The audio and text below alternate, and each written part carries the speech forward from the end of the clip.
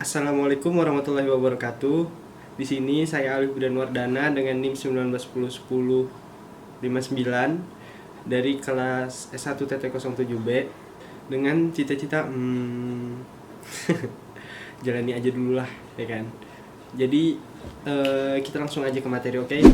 Pada materi ini yaitu materi subprogram, prosedur dan fungsi. Di sini pendahuluannya adalah subprogram adalah suatu bagian dari program yang digunakan untuk menjalankan suatu tugas tertentu dan letaknya terpisah dari program yang menggunakannya. Suatu subprogram dipanggil atau digunakan dengan tujuan khusus, yaitu untuk mengerjakan suatu tugas tertentu di mana tugas tersebut dapat berupa tugas input, menyimpan hasil ke dalam suatu variabel atau larik, dan atau output, atau menampilkan nilai suatu variabel atau larik, ataupun melakukan operasi runtutan, pemilihan, dan pengulangan subprogram banyak digunakan pada pemrograman dengan tujuan satu, program menjadi terstruktur, sehingga mudah dipahami dan mudah dikembangkan. Kedua, dapat mengurangi duplikasi kode. Ketiga, mempermudah dalam menemukan kesalahan atau debug program dan menghemat ukuran program. Pada flowchart, subprogram memiliki bentuk seperti berikut. Ini ya guys, ini subprogram memiliki dua bentuk, yaitu fungsi dan prosedur. Keduanya sering dianggap sama, tetapi dalam penggunaannya memiliki struktur yang sedikit berbeda. Bentuk subprogram yang pertama adalah fungsi. Di sini ada dua contoh.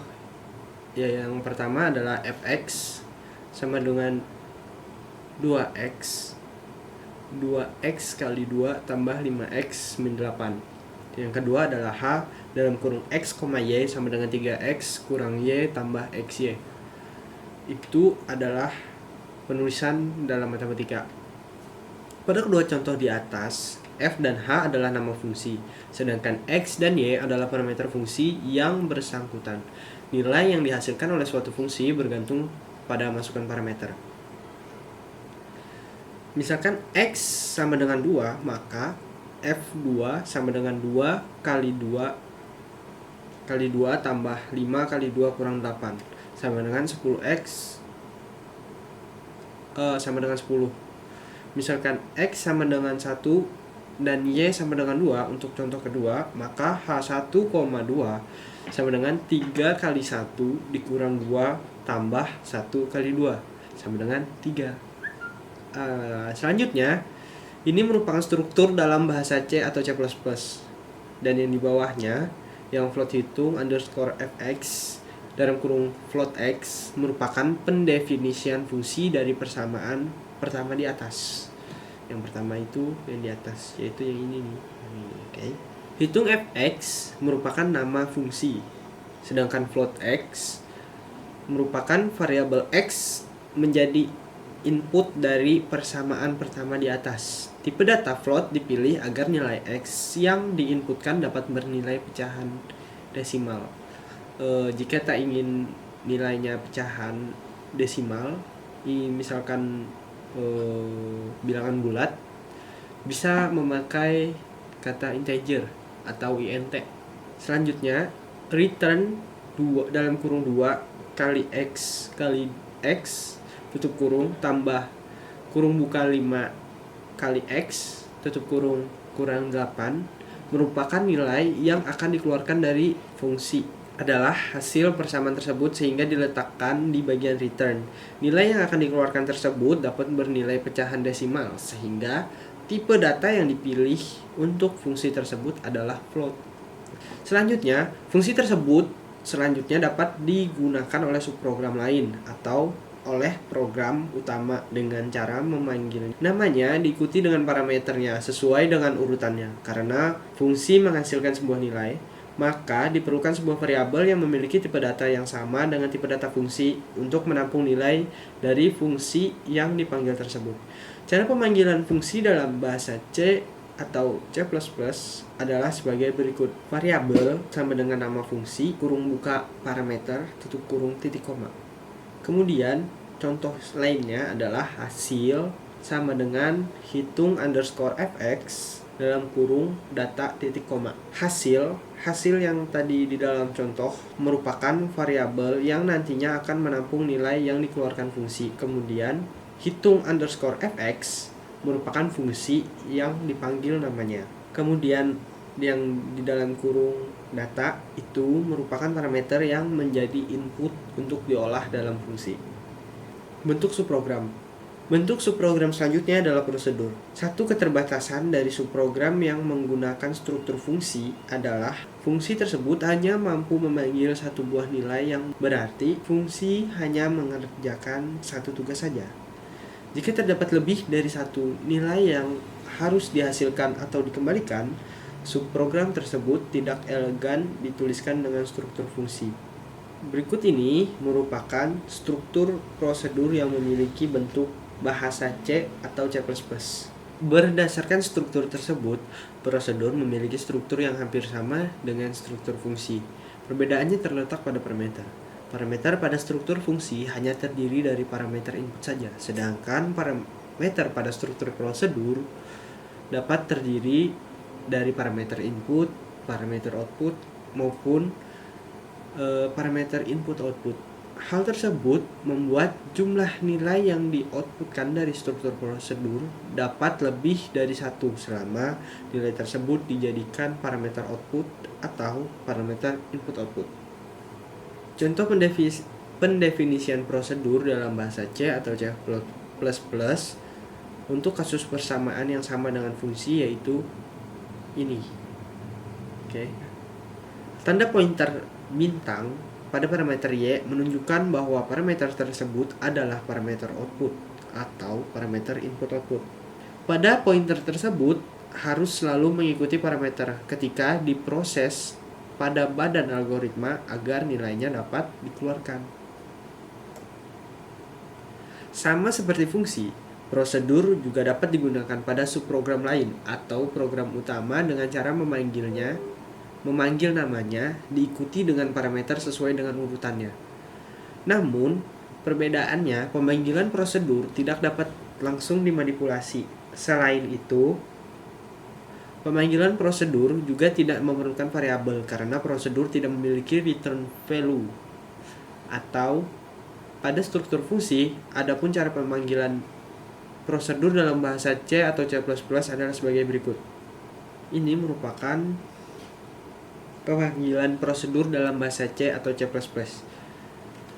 Contoh pemanggilan prosedur hitung underscore fx yang sudah didefinisikan di atas merupakan ini. Tanda dan digunakan untuk memanggil parameter yang memiliki tanda pointer bintang tadi. Pada pendefinisian prosedur, dalam hal ini adalah parameter output atau parameter input-output. Selanjutnya adalah subprogram tanpa parameter. Sebuah subprogram dapat dideklarasikan dengan struktur fungsi ataupun prosedur tanpa menggunakan parameter. Dengan kata lain, parameter pada struktur fungsi atau struktur prosedur tersebut dapat dikosongkan. Pada fungsi dan prosedur tanpa parameter tersebut, output dapat diperoleh dari nilai yang sudah ditentukan atau dipose dari variabel global. Berbeda dengan variabel lokal yang hanya dapat digunakan oleh fungsi atau prosedur tersebut, variabel global dapat digunakan pada semua fungsi dan prosedur, termasuk program utama. Perubahan nilai pada variabel global suatu fungsi atau prosedur akan berakibat juga pada hasil yang diperoleh fungsi atau prosedur lain yang menggunakan variabel global. Selanjutnya adalah subprogram rekursif. Suatu fungsi dan prosedur dikatakan rekursif jika fungsi atau prosedur tersebut melakukan pemanggilan terhadap dirinya sendiri. Pemanggilan tersebut dapat berarti proses yang berulang yang tidak dapat diketahui kapan akan berakhir. Oleh karena itu, hal yang perlu diperhatikan dan dalam pembuatan rekursif adalah adanya pengkondisian untuk membuat fungsi dan prosedur tersebut berhenti. Selanjutnya adalah contoh program. Di sini saya menampilkan contoh program saya. Dan ini tetap ini juga merupakan contoh dari program saya. Selanjutnya ada contoh flowchart. Di sini ini merupakan contoh flowchart ya guys. Dari mulai baru kemudian masukkan urutan jenis penyakit, kardio, itulah pokoknya guys. Maafkan lidah saya ya guys, lidah Indonesia, wajarkan saja. Ini merupakan program tadi ya guys. Ini programnya. Di sini saya menggunakan aplikasi Dev C++. Sini saya akan menjelaskan yang mana subprogram, prosedur dan fungsinya ya guys. Ini void header ini termasuk